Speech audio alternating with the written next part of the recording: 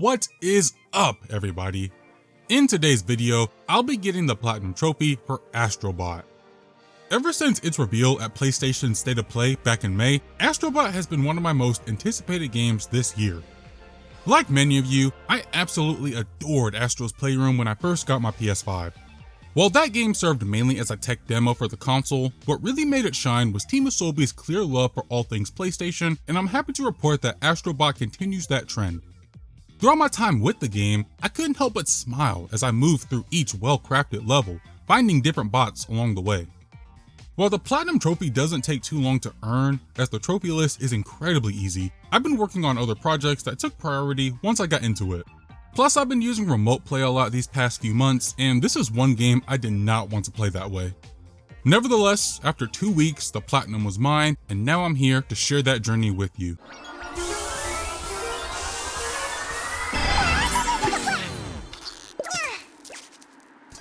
Something I wanted to do differently with Astro Bot was go in as blind as possible regarding the trophies. Given that this is the main content I am making, it's become a habit to browse through the trophy list early on into a game just to get an idea of what I'm working with and to make mental notes of things to look out for.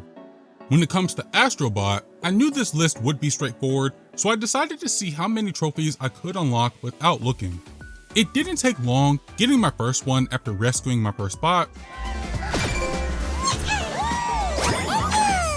and collecting my first puzzle piece.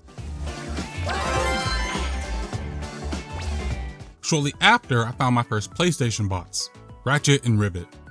It was at this moment when I knew I was in for a fun time. The next level I did was Creamy Canyon, which was probably the standout from this first world. This level was vibrant and colorful, with a frosting-coated ground and an excellent showcase of the game's physics engine, with sprinkles we can interact with. Seriously, the physics in this game are fantastic, and quickly became one of the game's highlights. Over the next 30 minutes or so, the only other trophy I earned naturally came after using one of the new abilities to shoot a basketball into a hoop. With enough bots collected, I faced the first boss, Mighty Chewy. The fight itself was fairly straightforward, with 3 phases introducing new attacks. Where things get interesting is after you defeat the boss. Each one unlocks a special PlayStation character, with the first one being Spike from Ape Escape. Not only was this another bot to add to the collection, but it also gave me access to an additional level where we play through a slice from their iconic game. This was a welcome surprise, and I couldn't wait to see what the subsequent levels would be. As someone who's never played Ape Escape, I found this level incredibly fun, and I even checked to see if they were on the PlayStation Store, so I might consider picking this up one day. After capturing the 10 apes and defeating an evil version of Spike, I found the mothership's memory. Back at the crash site, which serves as the hub world, I used the DualSense's motion controls to fix this piece of the mothership. And that's essentially the loop of Astro Bot. Play through some levels, rescue bots, collect puzzle pieces, defeat a boss, and unlock a special level to recover a ship part. After messing around with what I unlocked so far, I headed to the next world, the Tentacle System. There were some fun levels here, with Downside Surprise being the standout for me. There's a mouse power-up that completely changed the level design and was just incredibly fun to use. I wish we could have seen this power-up more often throughout the game. Trunk of Funk and Wormy Passage had some of my favorite PlayStation characters to find. In that first level, I found Deacon from Days Gone, and despite the creative director being upset over his inclusion, I'm a huge fan of Sam Witwer, so I was happy to find him. I even earned another trophy shortly after using some water to grow Papa Tree. I was so impressed by the water effects that I kept shooting him in the face until I unintentionally got a trophy. During Wormy Passage, I found Joel and Ellie from The Last of Us, 2 of my favorite PlayStation characters. But there were definitely more to come. After a fun fight with Wako Taco, I met Kratos and got to play through a God of War inspired level called God of War. As a huge fan of God of War, I couldn't stop smiling throughout the entire level. There were so many nods to the recent games, and using Kratos' axe felt just as good here as it does in the original game.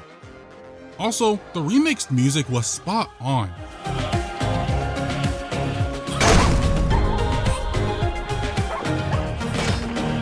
With 7 characters to collect here, I eventually faced off against the Nidhogg and freed another part, the SSD. Back at the crash site, I had enough puzzle pieces to unlock the Gacha Lab and Dual Speeder Garage. Using the coins I collected, I got my first Gacha prize. I got a few more, and some of this stuff is just chef's kiss. What makes it even better is that the characters interact with this stuff in the crash site, which was so much fun to watch. Serpent Starway was next, and the first level took place in a casino featuring a slow motion power-up in the form of the original PSVR, which I thought was hilarious. Using this ability, I stopped time on these slot machines to rescue a bot, and even hit the jackpot on all 4 machines. After that, I made my way through a fun Japanese-inspired level where I stumbled upon my first level warp to a lost galaxy. The level I unlocked was Furnace Fever, which was not only fun, but also featured my favorite PlayStation characters, Delson, Fetch, and the GOAT, Cole McGrath from Infamous. I've never mentioned it on the channel before, but the Infamous games are some of my all-time favorites. Cole is even my avatar, which some of you might have noticed in previous videos. Once I saw Delson, I just knew the whole cast had to be here. Returning to Serpent Starway, I took on Lady Venomara in a pretty tough boss fight. However, after I took her down, I found my boy Nathan Drake, which led me to an Uncharted level cleverly named Dude Raiding. For all the Uncharted fans out there, I hope you got that reference. Out of all the special levels, this one hit me the hardest with nostalgia. Running around, blasting enemies with Nathan's pistol, while finding Elena, Sam, Sully, Chloe, and the crew was amazing. Plus, it had another awesome remix of the Uncharted theme.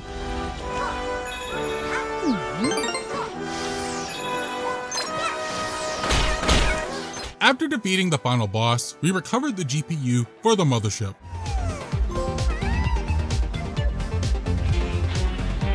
Camel Cosmos is where things start to get interesting. There wasn't much action on the trophy front, just one for leaping through a ring and bubbling under. After cruising through some fun levels, I hit a roadblock. I didn't have enough bots to face the boss. I needed 150 and was sitting at 137. See, I wasn't really playing for completion at this point. I was just taking everything in and doing what I could naturally. This is when I took a peek at the trophy list and began cleaning up the earlier worlds. I headed back to Gorilla Nebula, revisiting levels to grab the missing bots, puzzle pieces, and warp points. After finishing a level, I was able to buy a bird for 200 coins that would reveal any collectibles I missed the first time around. Looking back, I probably did not need to do this, considering how useful PlayStation's Game Help feature was. Despite that, I went through each level to rescue all the bots in Gorilla Nebula and the tentacle system. Highlights for me included the Hunter from Bloodborne, Kina from Kina Bridge of Spirits, and Leon from Resident Evil, the latter of which appeared in secret levels with tough obstacles based around PlayStation's iconic symbols. Each world, apart from Gorilla Nebula, has 4 of these symbol-themed challenges which contain their own PlayStation character. There were additional secret levels, like the Retro and Crumble stages, that were easy to get through and further showcased the game's incredible physics engine. As I kept the trophies rolling, I knocked out a few mission-specific ones, like catching the gold butterfly in Apes on the Loose, and taking down 8 ravens during Bot of War. I also earned a miscellaneous trophy by taking out 2 wormies simultaneously. Back at the crash site, I had enough puzzle pieces to unlock the changing room where I could equip some iconic costumes, and the safari park, which houses any animals I happen to find. It also gave me access to the camera that I could use at any point. A bit odd that this isn't available right out of the gate, but I'm glad the option is there at least, and I took a picture at one of the photo spots shortly after I got it. Before heading out, I snagged a couple more trophies by knocking a bot out of the bot tower without it collapsing, and busting a move with an iconic marsupial. Returning to Serpent Starway, I realized I had skipped an entire level. While this wouldn't have helped me get the 150 bots, I just found this so funny because how did I miss this? It was a fun level though. After about an hour, I rescued all the bots in Serpent Starway, with some highlights being Sly Cooper, Joker from Persona, Wander and Mono from Shadow of the Colossus, along with some neat pulls from the challenge levels.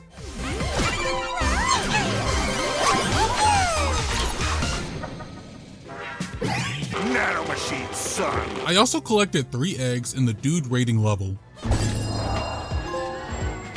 With some fresh drip for Astro and my controller, I headed back to Camo Cosmos, where my progress had previously stalled.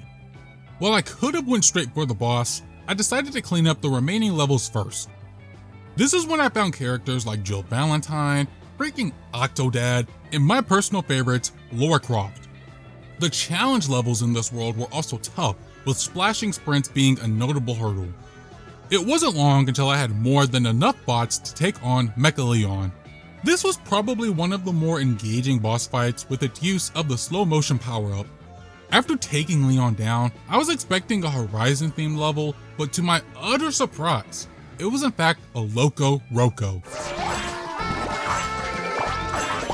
We're about to play a Loco Roco level, which I did not see coming.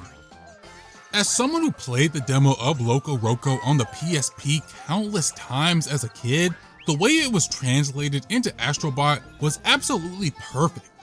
I honestly could not have wanted anything better.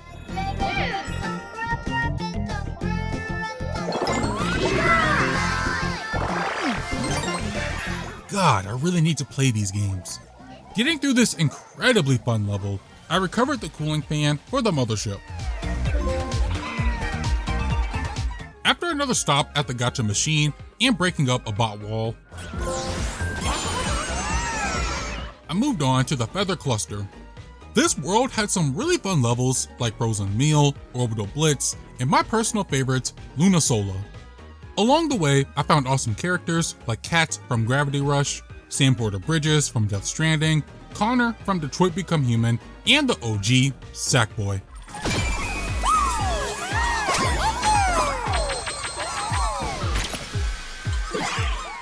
Man, I miss Little Big Planet. The challenge levels here were also some of the toughest ones in the game, and I struggled the most with To The Beat.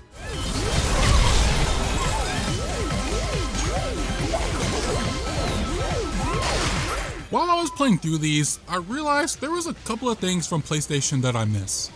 I really miss when PlayStation controllers had the colored symbols.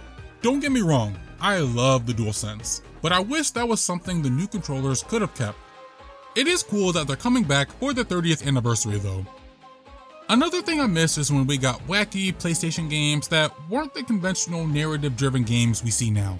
Funnily enough, it was the guy from Buzz that made me realize this, and while I never played it, seeing him just took me back to an era of PlayStation where I would scroll through the store and see all these weird and creative titles. While I love the God of Wars, Your Days Gone, Horizon, The Last of Us, Infamous, Uncharted, and everything in between, I miss when PlayStation wasn't afraid to get weird. I know that was a long spiel, but it's just stuff I'd love to see come back in the future. With plenty of bots, I defeated Falcon McFly, which led me to Aloy and a Horizon-inspired level. Similar to previous levels, seeing all the throwbacks and using Aloy's bow and arrow, just like in Horizon, was incredible. Team Asobi really did not miss. After fighting an actual dinosaur, I recovered the mothership's protection covers, leaving us with just one more piece to collect. With my army of 293 bots, I suited up in my best gear and took the mothership to rescue CPU Kid from the space bully Nebulax.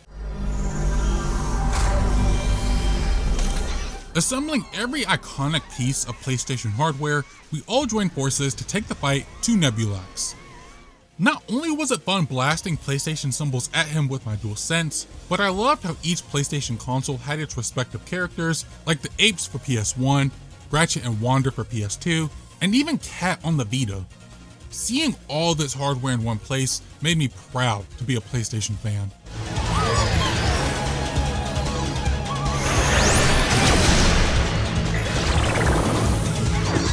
When it comes to Nebulax, I'm not gonna lie, he was pretty tough.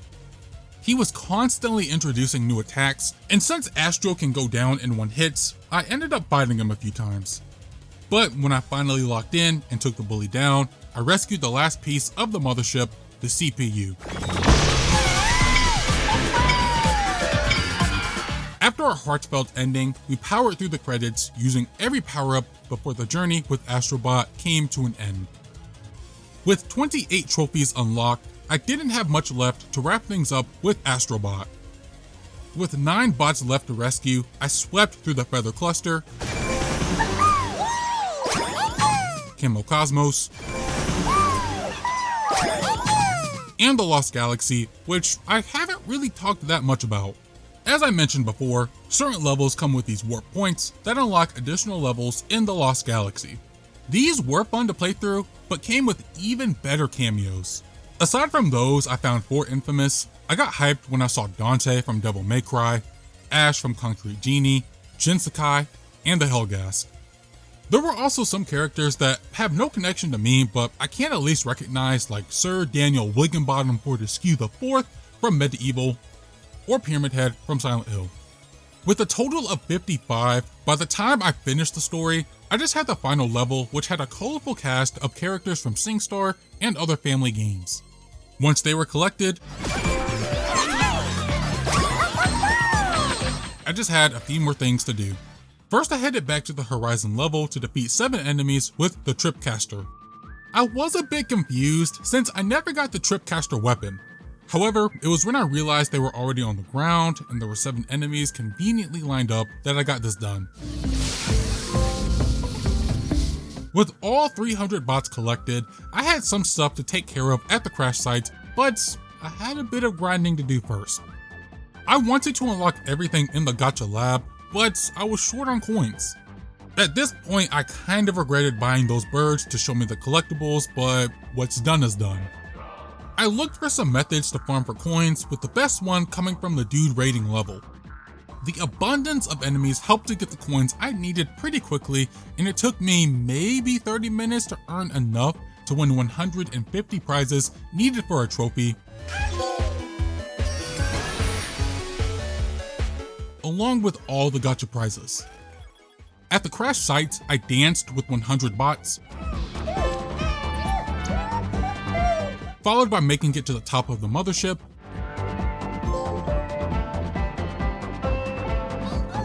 and witnessed all the ship parts sing together. Interacting with the bots to earn a few more trophies was a blast.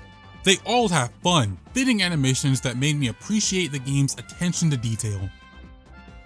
As I roamed around, checking out the characters I had unlocked, I couldn't help but want to play or replay some of these classic games. While I was able to recognize most of these characters, some were from obscure titles I never heard of, like Puppeteer, Onimusha, Alundra, Incredible Crisis, or Devil Dice. There were also other characters I didn't realize had such a strong tie to PlayStation, like Arthur from Ghosts and Goblins, Octodad, or the Prince from Katamari Damacy. It was a nice history lesson into PlayStation's past and opened my eyes to just how many IPs they have. Interacting with most of the bots, I picked a fight with 2 street fighting warriors and froze a hammer-wielding deity with the axe. The next 2 trophies were a little tricky. For one, I had to get a little too close to a sticky sphere. I was kind of going around to anyone with a sphere and hitting them, which is when I realized they were talking about the Prince from Katamari Damacy. I then had to make a tough guy drop all his items. I had absolutely no idea who the trophy was referencing, so I went around hitting everyone until I finally looked it up and found out it was this guy from Yakuza. I've only ever heard of these games, so I'm not entirely sure where the reference comes from, but I did find it pretty funny. Next, I gathered everyone together for a group photo. However, I was really just looking for 2 legendary explorers, which was easily my favorite trophy out of the whole game. The last thing I had to do was unlock the golden statue and complete that level. I only needed one more puzzle piece, and I spent an unreasonable amount of time looking for it when I realized I missed one during the Loco Roco level. Once I found it, I unlocked the statue and prepared myself for the toughest challenge in the game, the Great Master Challenge.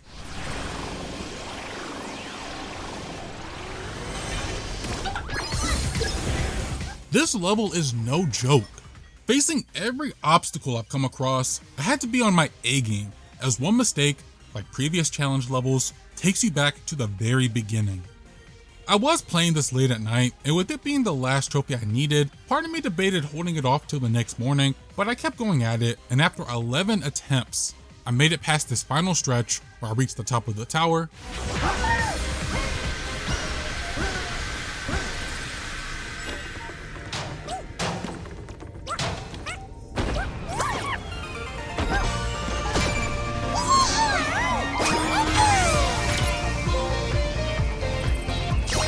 unlocking the platinum trophy for Astro Bot.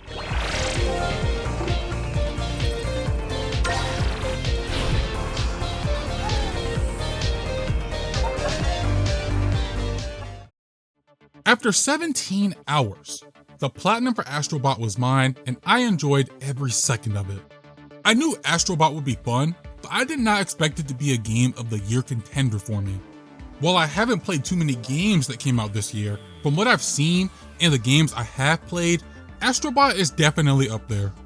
Within the first hour, I could tell Astro Bot had that special sauce.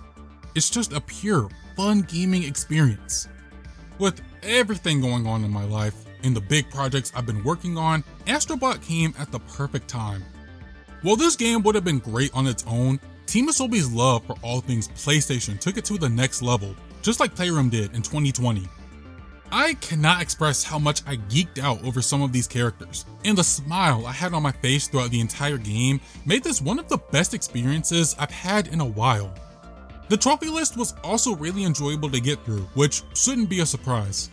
I remember catching some flack a year ago on my Spider-Man 2 video about how that trophy list was too easy, and I don't really see how that's a bad thing.